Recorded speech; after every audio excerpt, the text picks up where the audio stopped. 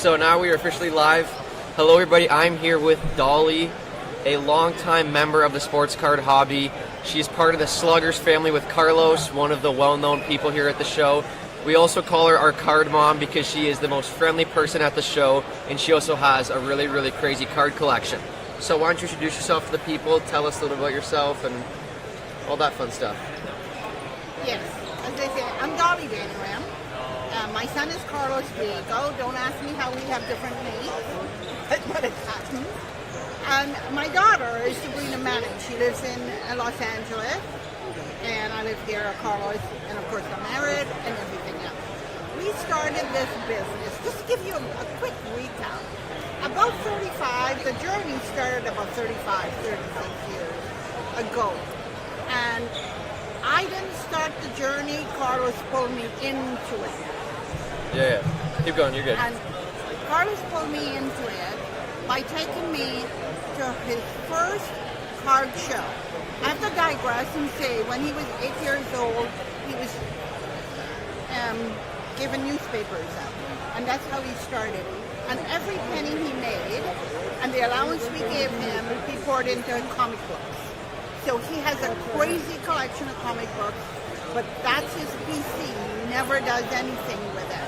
But he started the cards when he was 14, 15, and he took me to the first show.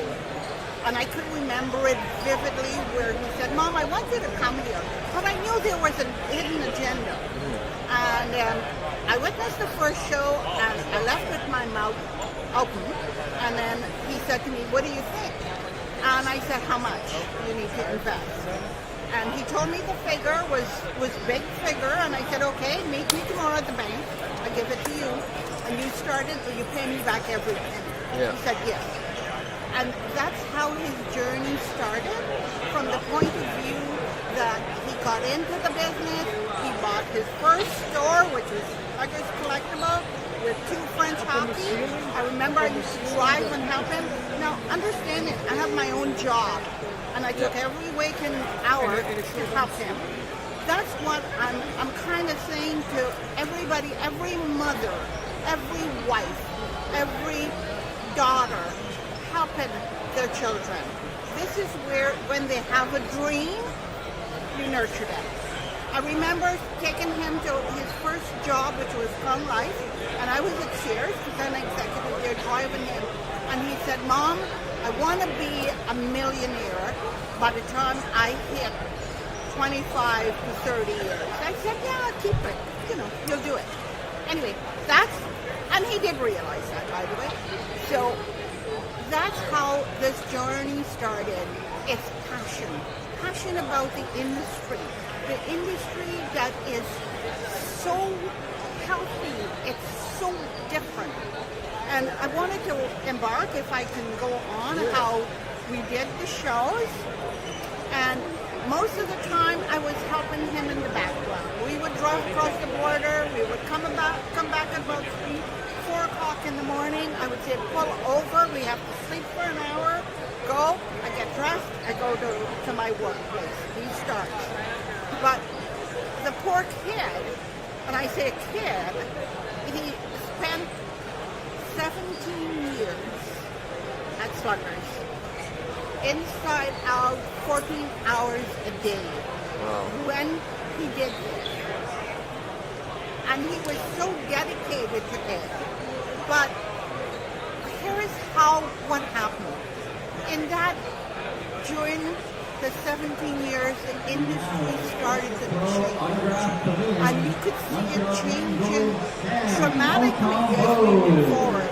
With the advent of internet, because remember, 33 years ago, there was no internet, there was no eBay. Yep, for sure. I don't know how these guys, they were pricing their cards at the show with Beckett. You remember the old Beckett, and they had a price guide. So that's what they were doing, from the point of view of saying, okay, that's how we price our shows. With that advent, and then Pokemon came in, and then the little TCG, the landscape changed from the community. And I will continue to say that a community, the diverse community that we have, which is so special here in Canada, will eventually dictate the market 30 years from now. And it's that community, the landscape, that we saw changing. First it was hockey, and then all of a sudden in Thornhill, the community asked for basketball. And it was a different community, and that's how that grew. So if someone was saying to me, what do you think? Yeah, it's come back. It's really back to the point where when you walk a show like this, it is hockey, vintage hockey. The guys in here, the vendors, are hugely, when I say you have to have respect for these guys. They were here the first time, they're pioneers in here, and as you walk the show, you have to smile, and you also have to say thank you for making this show the way it is today. The show will continue to evolve and will continue to change. There is absolutely no question. We live in a world with change. This will change. There is no question. How will it change? You go to hall number 3 and you just watch the dynamics and the magic that's happening in there. And you watch what the little kids are buying. They have a mind on their own. They will dictate to you what they're buying. Those kids 10 years from now are going to be 20, 21. How they bring that into the market. And that's how, with Carlos, all these kids, like Carlos' age, were into this. Many of the stores today, for example, Relics.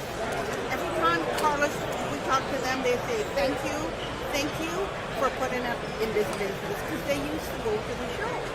And we see a lot of them walking around. I remember you at Sluggers, So there is a lot of respect for a lot of vendors in here. And that's really what I want to say, that, sometimes we say don't look at the past, but you have to look at the past, where that is. Many of these guys today are so wealthy with the card business, but they're so humble and they're so fun. And I come to the show twice a year. I want to go see them. I don't see them often enough. I hug them. They're fun and they're lovely. And when you look at what they have, you go, oh, shoot. Yeah. Now, Carlos has evolved, and I'm not here to talk about Carlos. Because Carlos, he lives the news. He does not report the news, as he said. He lived it. I taught him to be respectful to people, to be truthful, to be honest. And that's what he needed in this business. And every person that's going out, I need that. And I know that even just from talking to you, and I remember the first time I met you and Carlos, it like, you guys instantly showed me the love of the hobby and really made me fall in love with just how much you guys not only how you guys treat your business, but also how you treat people that are around your booth. Whether they buy expensive cards, or it's just a kid, or if they take out a ton of cards, or if they don't, you treat them all with the same amount of respect. And I know you have always been super nice to me. You've been super encouraging, and I think people like you are what make the hobby so healthy. You guys are what keep us going.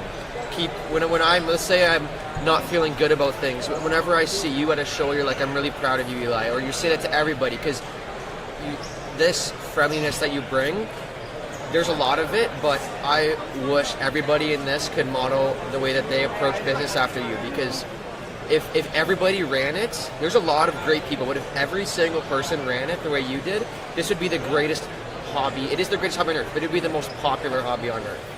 So we really appreciate what you are doing, and I think we've talked about how it's gone, how it's changed over so many years, and you've answered a lot of the questions I was going to ask you.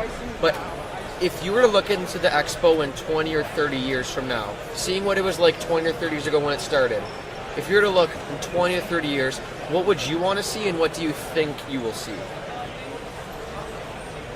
what I think should be, just based on what is happening right now. These are little kids. They're going to grow up in 10, 15 years. What are they going to bring? You just got to go around to some of the booths that's got the TCG. I'm not suggesting that the sports card market will depreciate because, let's face it, it's hockey town. We're here for hockey. We can't sell hockey in the States. So, but this is a hockey town. And I see that being minimized to some degree, but not a hell of a lot. We need people like you, like everybody else who's into hockey, to bring it to the forefront, to keep it going. Talk about vintage hockey. Can I show that? Yeah. So tell us about the dealer who has this and how long he's been here for. So Okay. just to start off, it is a George Vezina rookie, and it is graded a PSA 6. And this card, you can see, has a sticker price well into the 5-figure range. So tell us about the dealer. He's obviously one of the pioneers of the show. You have known him for a long time. Yes. So tell us about his booth and his cards. Okay, his booths are 800, 801, and 802. His name is Larry Kerrigan, and we call him Cutthroat Larry. Don't ask me how, but his sign says also Cutthroat Larry. He is one of the nicest, the friendliest. I have 3 that I come and I hug them and I see them. And this is what makes its attitude due to the hobby. And when I went around, he just sold 2 mantles yesterday. Yep. Yeah. Our friend just came in from the States. Eli did a huge business with him. He's into vintage. He's into a lot of other things, but mostly vintage. He's got. Yeah. His assortment has changed. And I love him for what he is. I love the other Larry Fleming. Yeah. He's got a long hair. Yeah. He's got an assortment, and he has a store in Belleville. Loved him. And then, without any due respect, I love Dan. Dan is in the corner. Okay. And he has a lot of vintage. He has a Gretzky with a blank back. There's only one of 3. Wow. There. So he has that. I mean, I don't have time to go get it. But these guys, we meet them at shows, we see them, and it's like a family atmosphere. When you have a family, which you don't see today in a lot of the businesses. It's so fragmented. But I go, and I think the hockey will continue to be a family. Now you got to integrate a little bit of the TCG in here. The other thing I see is the community is going to dictate this market. It's not Tops or it's not Fanatics. Fanatics want to make sure that the wax market is healthy. Well, I got news for you.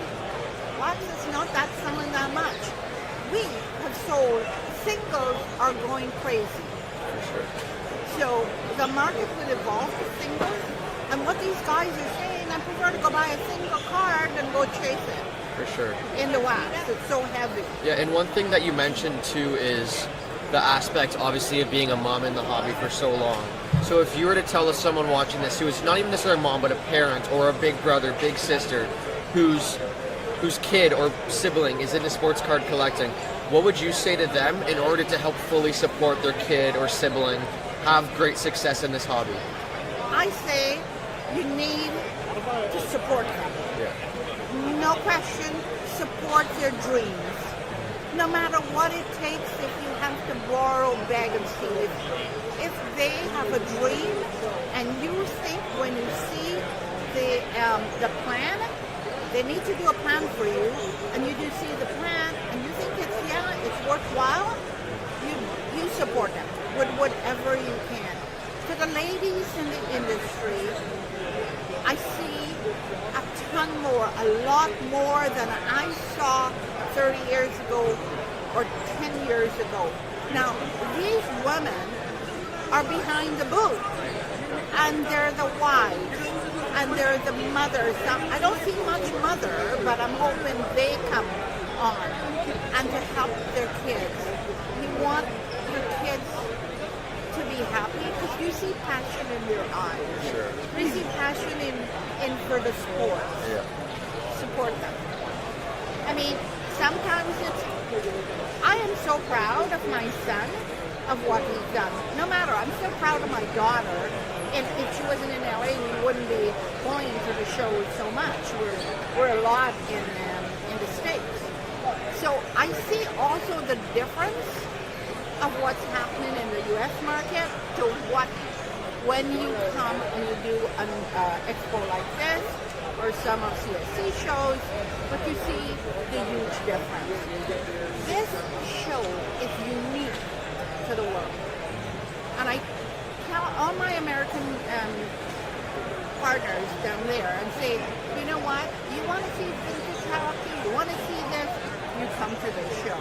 And thank God that they come and they get a plethora of stuff. They take it. I cannot express how proud I am, and there's pride in this show.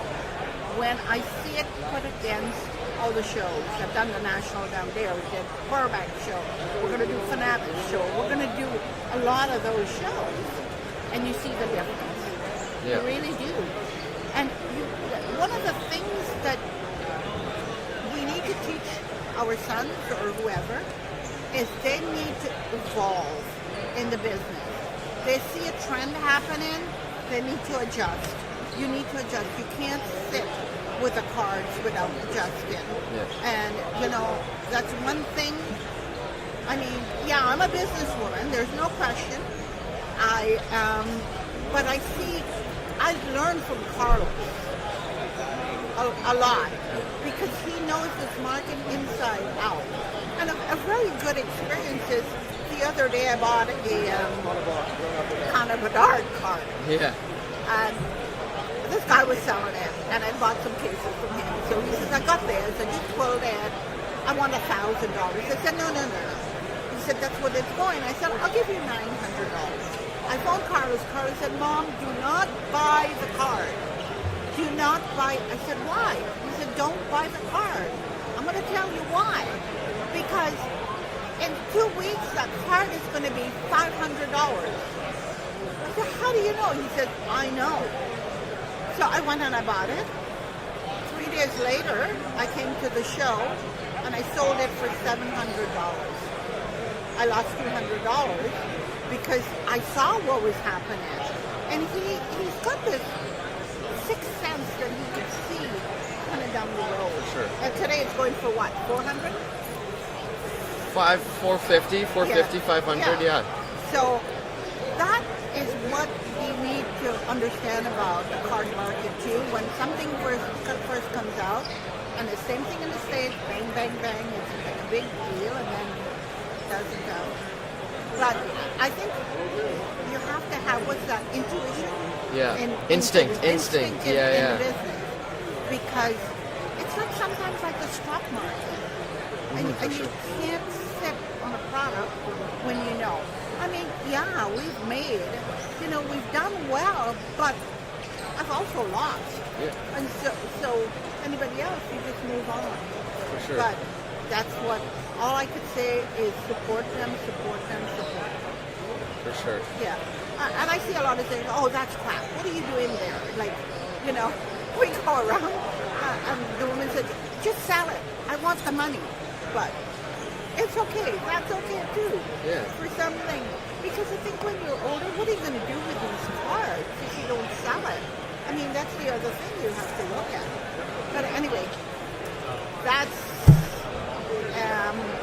what it is, and I don't know. Do you have any more thoughts? I think you pretty much hit on all of our points.